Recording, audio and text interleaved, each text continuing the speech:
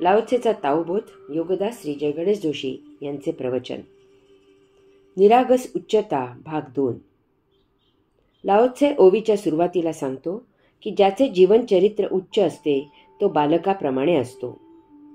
आपण मानवी जीवनातील 4 स्थित्यंतराचे निरूपण केले. यावरून लक्षात येते की चौथी अवस्था ही पहिल्या अवस्थेसारखीच असते. वृद्धत्व हे दुसरे बालपण असते. बालपणासारखेच वृद्धत्वात परावलंबी जीवन असते. स्वतःला काहीही करवत नाही, परंतु बालपण आणि वृद्धत्व यात जो फरक आहे तो अध्यात्माच्या दृष्टीने फार महत्त्वाचा आहे. बालपणात अजाणता, निरागसता, अश्रापता असते. काहीही माहिती नसते. जीवन परावलंबी असते. त्यात सहजच अद्वैतात जीवन जगले जाते. वृद्धत्वात व्यवस्थित जाण असते. सर्व काही माहीत असते. पाप पुण्याची चांगली कल्पना असते. जगाचा भरपूर अनुभव घेतलेला असतो, परंतु देह थकतो, गात्रे गलित होतात. यामुळे जीवन अद्वैतात जगले जाते. बालपण आणि वृद्धत्व अशा दोन्ही ठिकाणी तीच अगतिकता, तेच परावलंबन, तीच असहाय्यता असते. महत्त्वाचा फरक असा की आपण अगतिक, परावलंबी, असहाय्य आहोत हेच बालकाला समजत नाही. तो सर्वांकडून आपली सेवा करवून घेत मोठ्या मजेत असतो. वृद्धाला आपण आता अगतिक, परावलंबी, असहाय्य झालो आहोत याची चांगली जाण असते. ज्यांना पोसले त्यांच्याकडून पोसून घ्यायची वेळ आल्याची त्यांना टोचणी लागते. हाच महत्त्वाचा फरक आहे. बाकी बालपण आणि वृद्धत्व यात समानता आहे. याचा अर्थ बालपणी आपले जीवन शून्यात सुरू होते आणि त्याच अवस्थेत वृद्धपणी ते पूर्ण होते. बालपण, तारुण्य, प्रौढत्व, वृद्धत्व हे एक जीवनाच्या स्थित्यंतराचे वर्तुळ आहे. बालपणी अद्वैतात सुरू झालेले जीवन वृद्धत्वामध्ये अद्वैतात संपते आणि जीवनाचे वर्तुळ पूर्ण होते. असे जर आहे तर सर्वांना वृद्धापकाळात आपोआपच सहजच मुक्ती मिळाली पाहिजे, परंतु तसे होत नाही. तसे होत नाही कारण भौतिक जीवन जगताना बालपणीची निरागसता, अश्रापता, अजाणता तारुण्यात, प्रौढत्वात नष्ट होते आणि तेथे भौतिक भोगापवर्गता ठाण मांडून स्थिर झालेली असते. ती वृद्धत्व आले तरीही मनात घर करून बसलेली असते. मन कधीही निवृत्त व्हायला तयार नसते. ते देहाचे वय काहीही केले तरी उपभोगांसाठी सतत उसळी मारत असते. त्यामुळे गात्रे गलित झाली तरी जीवनाची लज्जत जात नाही. उपभोगांची तळमळ नष्ट होत नाही. अवकाशाला गवसणी घालायची उर्मी तशीच टिकून असते. काही वृद्ध तर हास्यास्पद कृत्य करत असतात. आपले वृद्धत्व कृत्रिमपणे झाकून तरुण राहण्याचा आटापिटा करतात. ते तरुणांबरोबर मनाने धावले तरी देहाने ते धावू शकत नाहीत. लटपटतात आणि मध्येच खाली बसतात.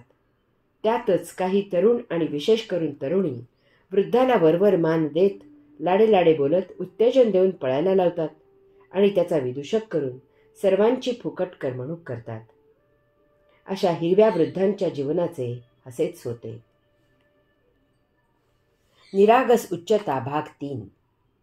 लाओत्से ओवीच्या सुरुवातीला सांगतो की ज्याचे जीवनचरित्र उच्च असते तो बालकाप्रमाणे असतो. बालपण आणि वृद्धत्व यातील साम्य ज्याने निरीक्षण केले तो वेळीच जागा होतो. त्यातील जो भेद आहे तो जाणून तो जीवन जगतो. आपले बालपण हे दुसरे उच्च बालपण मिळवण्यासाठी आहे. जीवनाचे वर्तुळ पूर्ण करण्यासाठी ही आयुष्याची सर्व स्थित्यंतरे होत असतात. अशी एक अतिविलक्षण जाण त्याला येते. ही जाण ज्यांना बालपणीच येते ते बाल ब्रह्मचारी म्हणून जीवन जगतात. लहानपणीच ते मुक्त झालेले असतात. धारण केलेल्या देहाचे आयुष्य संपण्याची वाट पाहत असतात. ती वेळ आल्याचे ते जाणतात आणि समाधी घेतात. श्री ज्ञानेश्वर माऊली, भगवान आद्य श्री शंकराचार्य, श्री रामकृष्ण परमहंस, स्वामी विवेकानंद इत्यादी अशी अनेक उदाहरणे आहेत. कित्येक जण प्रसिद्धी परान्मुख होते. ते येथे आले केव्हा आणि आपले प्रभुकार्य करून अंतर्धान झाले केव्हा ते आपल्याला समजलेही नाही. या महान द्रष्टांना आपल्या जीवित कार्याची जाण बालपणीच आली. त्यामुळे त्यांना त्यांच्या मुक्तीचीही चाहूल लागली.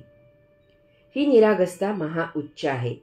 जन्मापासूनच सर्व काही जाण असूनही, या भौतिक जगताचे ज्ञान असूनही, येथील भोगापवर्गता चांगली परिचित असूनही ते त्यापासून दूर राहिले. बरेच वेळेला आश्चर्य वाटते की सर्वसामान्य जनांच्या कल्याणाकरिता बालब्रह्मचारी असलेल्यांनी कामवासनेबद्दल इतके सखोल लिखाण केले कसे? अर्थातच हे पूर्वीच्या कोणत्या तरी जन्माचे संस्कार असतात. यात शंका घेण्याचे काही कारणच नाही.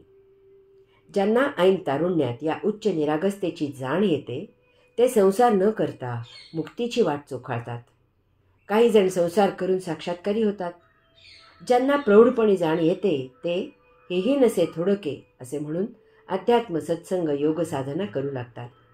या जन्मी सुरू करून पुढील जन्मी पूर्तता करून म्हणून आनंदी असतात. लाओत्से पुढे सांगतो की त्याला विषारी किडे नांगी मारत नाहीत, हिंस्त्र पशु त्याच्यावर हल्ला करत नाहीत आणि शिकारी पक्षी त्याच्यावर झडप घालत नाहीत.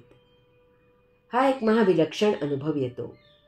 सर्वसाधारणपणे बालकाला हिंस्त्र शापदे काहीही करत नाहीत. इतरांवर भुंकणारा कुत्रा बालकावर भुंकत नाही. अर्थातच संरक्षणाच्या भीतीने स्थलकालाप्रमाणे अनुभव निराळे येतात, हेही सत्य आहे. दुसरे लक्षात घेण्यासारखे म्हणजे बालकांप्रमाणे वृद्धांनी जेथे जे करू नये असे केल्यास त्यांना ते माफ केले जाते. त्यांना त्यासाठी योग्य ती सेवा पुरवली जाते, त्यांची शुश्रूषा केली जाते, त्यांची काळजी घेतली जाते. लहान मुलांना सवलतीचे खास नियम असतात, तसेच खास नियम वृद्धांनाही असतात. बालकाप्रमाणे निरागस असलेल्या वृद्धांनाही जनतेकडून अशीच निरागस वागणूक दिली जाते. यास्तव ही निरागस उच्चता वेळीच जाणावी. हरि ओम.